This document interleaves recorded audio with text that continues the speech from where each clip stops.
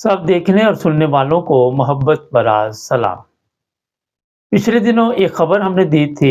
Germany का शहर है फ्रैंकफर्ट और फ्रैंकफर्ट के पास है जनाब गिरोस्किरो। वहाँ पे एक बिजनेस की बोली लगी, 15 तारीख को ये बोली लगी थी। और ये आप सबको पता है जो जर्मनी में रहते हैं, ये बाजवा हाल है, शादी हाल भी है वहाँ पे। और इनका जो पाकिस्तानी चीज़ें हैं खाने पीने की, इसका भी बिजनेस था, होलसेल भी था, परचून का भी था।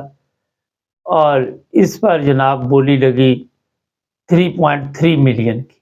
लोग पूछ रहे हैं कि जनाब ये क्या हुआ, क्या मामला हुआ और क्यों ये बिजनेस जो है इस तरह बैंक ने फरोख्त किया, दिवालिया हो गई ये जो बाजवा शादी हाल वाले हैं या लेमस मेटल वाले हैं। होता ये है कि इसमें ना तो बाजवा शादी हाल का कोई प्रॉब्लम है, ना इसका है कि जनाब उनका बिज़नेस बड़ा पुराना था।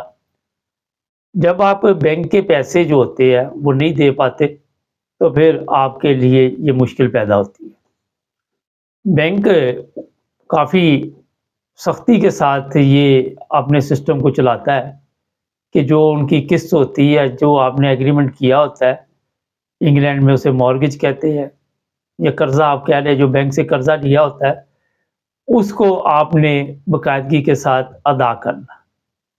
और फिर लोग समझते हैं कि ये सिर्फ इनके साथ हुआ है, किसी के साथ भी हो सकता है। आजकल लोगों ने घर भी लिए हो अपने, और आपको पता है कि इंटरेस्ट रेट जो है वो काफ़ी बढ़ चुका है।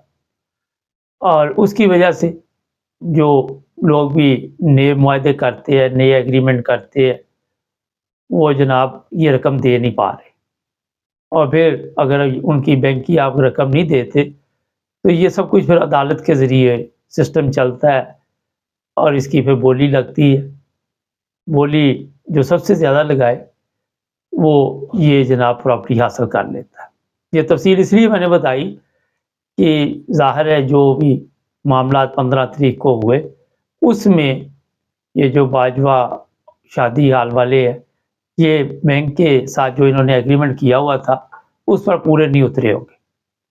और फिर ज़ाहिर है बैंक वालों ने अपने पैसे पूरे करने के लिए जो मर्ज़ी हो उन्होंने हर सूरत पूरे करने होते। अच्छा, इसमें एक और चीज़ का इज़ाफ़ा कर लें, ये तो बड़ी अच्छी बोली लगी है क्योंकि हमारी टीम भी वहाँ पे मौजूद थी। तो नॉर्मल 2.3 मिलियन के करीब इन्होंने बैंक के पैसे देने थे, लेकिन 3.3 तक गई बोली। बताया जा रहा है कि वहाँ पे बड़े-बड़े ताजिर बैठे हुए थे और उन्होंने जोश में आकर ये बोली बहुत ज़्यादा लगाई, जो हमारी इत्तला है। क्योंकि कई दफ़ा हमारे इससे इस केस से नहीं तल्लुक़, कई जगह पे मैंने देखा है कि हमारे लोग जो होते हैं वो ज़िदबाज़ी में आ जाते हैं कि किसी हर सूरत ये जो बिज़नेस है हमने अपने काबू में करना है, और फिर वो जनाब बढ़ चढ़कर ये बोली लगाते हैं। कई जगह ऐसा भी होता है, इनका इस बात से नहीं तल्लुक़, वैसे मैं मिसाल दे रहा हूँ कि खुद ही पार्टी तैयार की होती है, खुद ही पार्टी तैयार करके और बिज़नेस दोबारा अपने काबू में करने के लिए किसी बंदे को भी इस्तेमाल किया जाता है। और पैसा वगैरह क्योंकि किसी न किसी तरह मुहैया कर लिया जाता है। ये भी बता देते हैं आपको कि जब ये बोली लगती है किसी भी प्रॉपर्टी की, कोई भी हो, तो 20% के करीब, फ़र्ज़ करें बैंक का इन्होंने देना था 2.3 मिलियन, तो 20% के करीब रकम जो होती है, वो जो चेक होता है वो बैंक से लेके आपने बकायदा तौर पर अदालत में जमा करवाना, जहाँ पे भी बोली वगैरह का सिलसिला होता है। मैं सही सादा लफ्ज़ों में आपको बता रहा हूँ। और फिर जो भी सबसे ज़्यादा बढ़ चढ़ कर बोली लगाता है उसको ये प्रॉपर्टी दे दी जाती है। कई घरों वाले मैंने यहाँ पे देखे, प्लाटे होते, दिवालिया होते और बड़े महंगे घर होते, लेकिन क्योंकि वो नहीं किस्त दे पाते, कई मियाँ बीवी लड़ पड़ते हैं, कई झगड़ा हो जाता है। पिछले दिनों एक मेरी नज़र से केस गुज़रा, नया ही घर था और काफ़ी सस्ता मिल गया। अच्छा, अब एक और इसमें है चीज़, अगर वो पैसे आपने जो कर्ज़ा बैंक से लिया है, वो फ़र्ज़ करें एक घर है 5 लाख का और बाद में कर्ज़ा लिया आपने 5 लाख और बिकता है 4 लाख का, تو 1 लाख آپ کو دینا پڑے گا۔ وہ پھر سول کا آگے وہ لمبا چوڑا ایک کھاتا ہوتا ہے، پھر اس طرح کے لوگ جو ہے وہ بینیفٹ پہ آ جاتے ہیں تاکہ بینک کے پیسے نہ دینے پڑے۔ یہ چیزیں اس لیے آپ کو میں بتا رہا ہوں کہ بزنس کرنا بڑا ہے مشکل کام ہے، سنبھالنا مشکل کام ہے، اور بزنس کو بنانا بڑا مشکل کام ہے، لیکن بزنس کا جس طرح پچھلے دنوں آپ نے دیکھا کہ بولی لگی اور جو کچھ ہوا، پھر میرا خیال ہے کہ یہاں تک پہنچنے کے لیے یہ نہیں کہ 1 دن کی کارروائی ہوتی ہے، 2 دن کی کارروائی ہوتی ہے، بینک کافی موقع دیتا ہے اور پھر وہ عدالت میں جاتے ہیں۔ اتنی جلدی نہیں ہوتا، ان کو بھی پتا ہوتا ہے کہ شاید 1 ماہ کی قسط یہ دے نہیں سکے، 2 ماہ کی نہیں دے سکے، 3 ماہ کی، اس کے بعد جا کے بینک جو ہے 12 دفعہ ان کو توجہ دلاتا ہے، کوئی بھی کیس ہو۔ پھر جو اخراجات پڑتے ہیں وہ بھی آپ نے دینے ہیں، وہ بھی جس بندے کی پراپرٹی دیوالیہ ہوئی ہے یا بزنس دیوالیہ ہوا ہے اسی نے دینا۔ اور آپ کو یہ بھی بتا دیتے ہیں کہ یہاں انگلینڈ میں کئی لوگ اس طرح کی 2 نمبر گیم بھی ڈالتے ہیں۔ وہ 2 نمبر گیم یہ ہوتی ہے کہ بینک سے پیسے لے لیے ہوتے ہیں، فرض کرے ایک پراپرٹی ہے 2 لاکھ کی، مثال میں دے رہا، یا 2 ملین کی، تو اپنی پارٹی کو بٹھا کے تو وہ پھر 3 میں لے کے بینک سے پھر پیسے لے لیتے ہیں۔ بڑی بڑی گیم یہاں پہ چلتی ہے اور بڑے بڑے دماغ کام کر رہے ہوتے ہیں۔ یہاں انگلینڈ میں بارہ میں نے اس طرح کے کیس دیکھے، جرمنی میں بھی ہو سکتا ہو اس طرح کے کیس ہوتے ہو، لیکن ہر جگہ پہ موجود ہوتے ہیں۔ جو بڑے بڑے تاجر ہوتے ہیں وہ اتنی جلدی ہار نہیں مانتے، وہ کوئی نہ کوئی طریقہ واردات ڈھونڈتے رہتے ہیں، کبھی کوئی سامنے آ گیا، کبھی کوئی سامنے آ گیا، اور پھر اسی طریقے کے ساتھ وہ زندگی گزارتے۔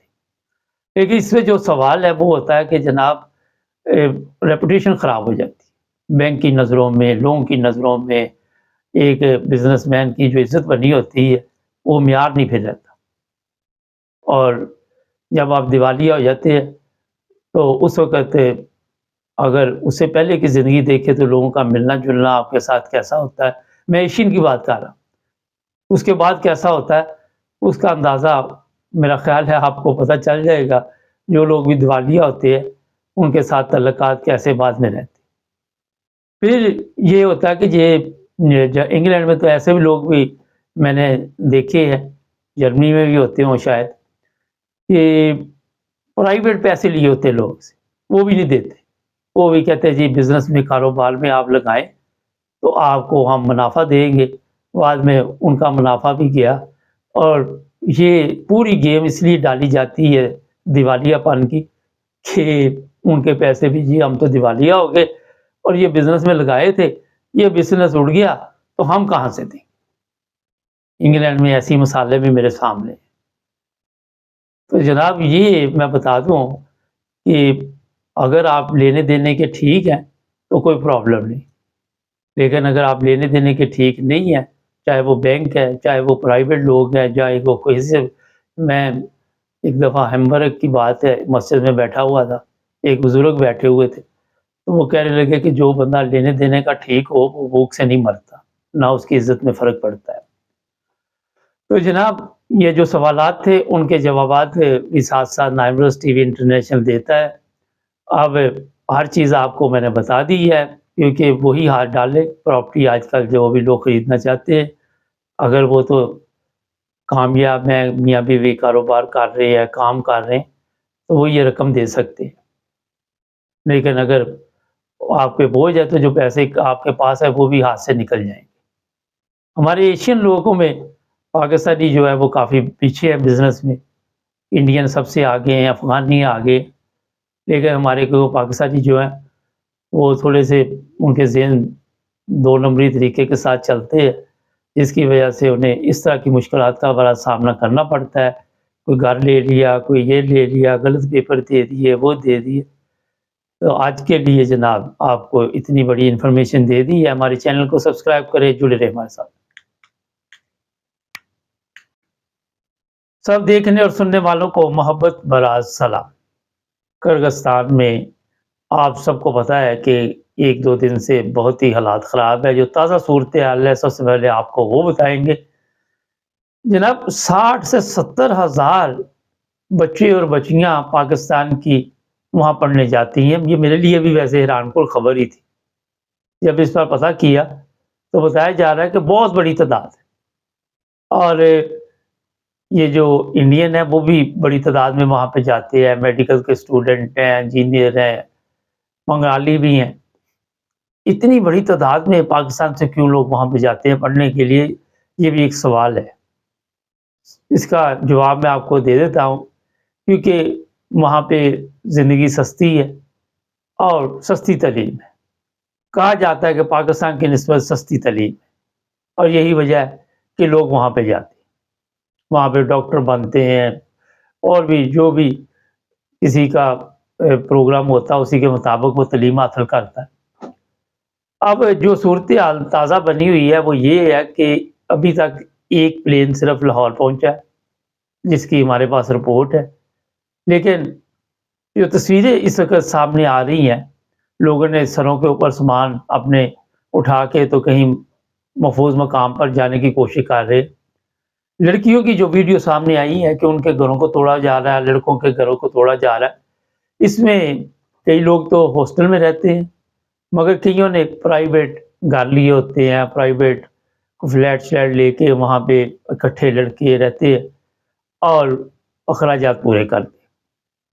وہاں کی کل گورنمنٹ نے پورا زور لگایا، مگر وہ جلوس اتنا بڑا تھا کہ وہ کنٹرول نہیں کر پا رہے۔ اور جو افسوس کی بات ہے کہ پاکستان کے سفارت خانے نے بہت لیٹ بیان جاری کیا، اور یہ بھی کہا کہ سوشل میڈیا پہ ویڈیو نہ ڈالیں، اور یہ بھی کہا کہ اس طرح کے کوئی حالات نہیں ہے جس طرح ہمارے، آپ کو پتہ ہے کہ صبح سے شام تک چاہے وہ سفیر ہو، چاہے وہ چیف آف آرمی سٹاف ہو، چاہے وہ وزیر اعظم ہو، چاہے وہ صدر پاکستان ہو، چاہے وہ چیف جسٹس ہو، انہوں نے جھوٹ بولنے کا ٹھیکہ لیا ہوتا ہے۔ ہاں، ان سے کسی کی بیٹی اٹھوانی ہو، کسی کی ماں بہن کی بےزتی کروانی ہو تو اس میں یہ بڑھ چڑھ کر حصہ لیتے۔ اور یہ میں اس لیے آپ کو بتا رہا ہوں کہ جو کارکردگی ہمارے ملک کی ہے وہ کسی سے بھولی ہوئی نہیں۔ چیف آف آرمی سٹاف کسی جگہ تقریر کر رہا تھا، اور وہ اختیار کر رہا ہے کہ سوشل میڈیا پہ جو لوگ باتیں کرتے ہیں انہیں باتیں نہیں کرنی چاہیے۔ آج ہی میں دیکھ رہا تھا کہ ہماری جو اپنا فوج ہے، اس کے جو جرنیل ہیں، ان کے اوپر اتنے قتل کے الزام ہیں، بڑی لمبی لسٹ تھی میرے پاس آئی۔ ارشد شریف، ذوالفقار علی بھٹو، پھر مرتضیٰ بھٹو، بے نظیر، لیاقت علی، کافی بڑی تعداد میں یہ لسٹ چل رہی تھی وہاں پہ۔ مکتی، اب اتنے نام میں لوں گا تو پورا پروگرام اسی میں چل جائے گا۔ اور آج کل ایک اور ان کے لیے پرابلم بنی ہوئی ہے۔ اچھا، ہوتا یہ ہے کہ آپ کسی چیز کو دبانے کی کوشش کریں، وہ پھر اور بھی زیادہ پاور کے ساتھ ابھرتی ہے۔ انگریز عمران خان کی تصویر اٹھا کے آپ وہ کہہ رہے کہ عمران خان ایک بہت اچھا آدمی تھا۔ سعودی عرب میں کوئی کھجوریں ہیں وہ تقسیم کر رہا ہے، اس نے جناب عمران خان کی تصویر، وہ جو ڈبہ کھجوروں والا، اس پہ لگائی ہوئی ہے۔ کسی نے گاڑی کے پیچھے لگائی ہوئی ہے۔ پاکستان میں تو انہوں نے پابندی لگائی ہوئی ہے کہ عمران خان کی تصویر جو ہے وہ نہیں کسی کو دکھا۔ یہاں پہ ایک بڑا اہم سوال ہے کہ ہماری اتنی طاقتور فوج اور ایک تصویر سے کیوں ہم ڈر رہے ہیں؟ یہ سوال تو ہے نا۔ اگر تو آپ کہتے کہ آپ نے جناب 76 سال سے پاکستان کی عوام کی خدمت کی، پاکستان کی عوام کے لیے رات دن ایک کر دیا، تو پھر آپ کو کس چیز کی پریشانی بنی ہوئی ہے؟ عمران خان تو آپ کے نظر میں تو ملک کا نقصان کر رہا تھا۔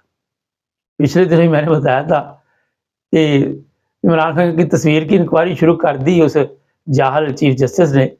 وہ جو دبئی میں اربوں روپے کی پراپرٹی نکلی، اس کی کسی نے انکوائری کا نام ہی نہیں لیا۔ یہ حالت ہے اس قوم کی۔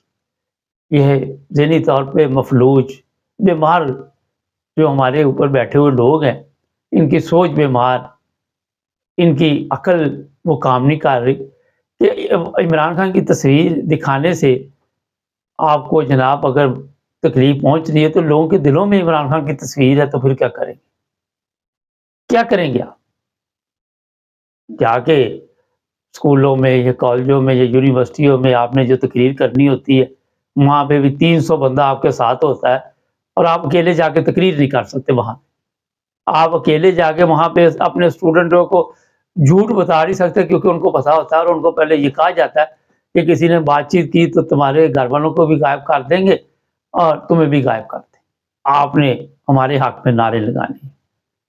یہ میں بالکل آپ کو ٹھیک کہہ رہا ہوں، یہ بالکل حقیقت ہے۔ یہ جو چیف آف آرمی اسٹاف پہلے وہاں پہ بندے جاتے ہیں، ان کو کہتے ہیں جناب جتنے بھی اسٹوڈنٹ ہیں ایک ایک کو سب کو سمجھاتے ہیں کہ دیکھو کوئی ایسی بات نہیں کرنی جس کی وجہ سے آپ کے والدہ پھر ان کو یہ بھی بتاتے ہیں کہ پہلے بھی ہم نے یہ کام کیے ہوئے ہیں، بچوں کو پتہ بھی ہے، عورتوں کی ویڈیو کے بارے میں بتائیں گے، اس طرح کا سب کچھ بتانے کے بعد پھر وہاں کہا جائے گا جی ایک دورہ کیا جائے، اور ڈر یہ عمران خان کی تصویر سے رہے۔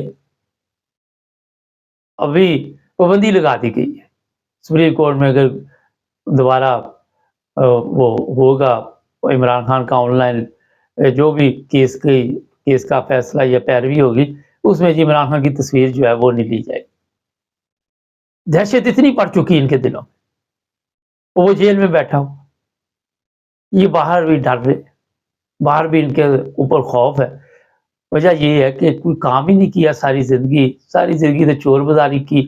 انٹرنیشنل میڈیا کی بھی آج میں خبر دیکھ رہا تھا، وہ کہتے ہیں سب سے بڑی مافیا جو ہے وہاں پاکستان میں، انہوں نے جو قبضے کی ہوئے زمینوں پہ، ان میں جرنیلوں کا نام سرفہرست آ رہا ہے، یہ انگلش میں بتا رہا تھا۔ اب میں تو ان کو نہیں جا کے کہہ رہا،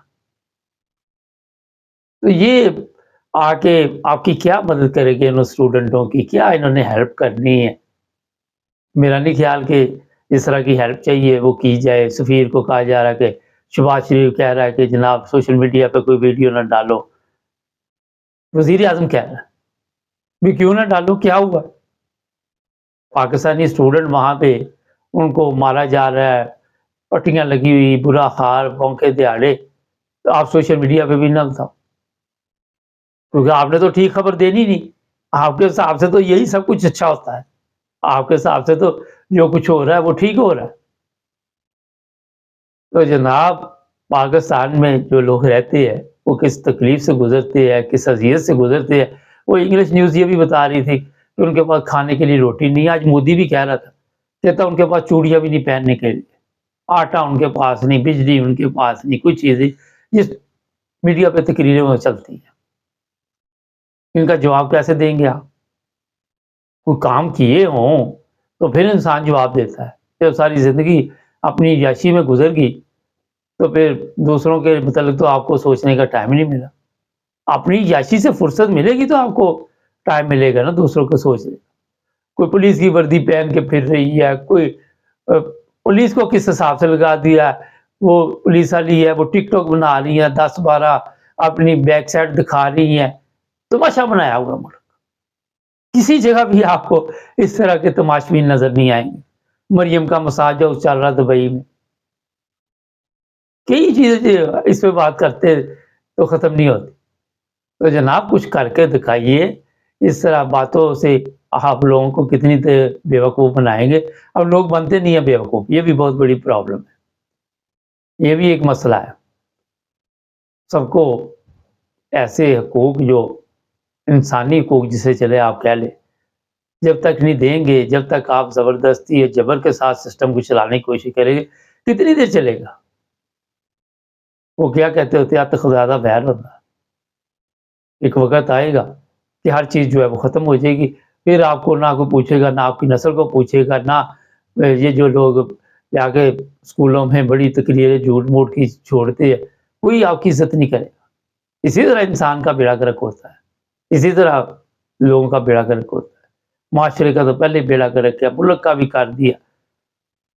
آ کے وہاں پہ بتانا ترقی کو کوئی نہیں روک سکتا، کس چیز کی بابا ترقی، کس چیز کی؟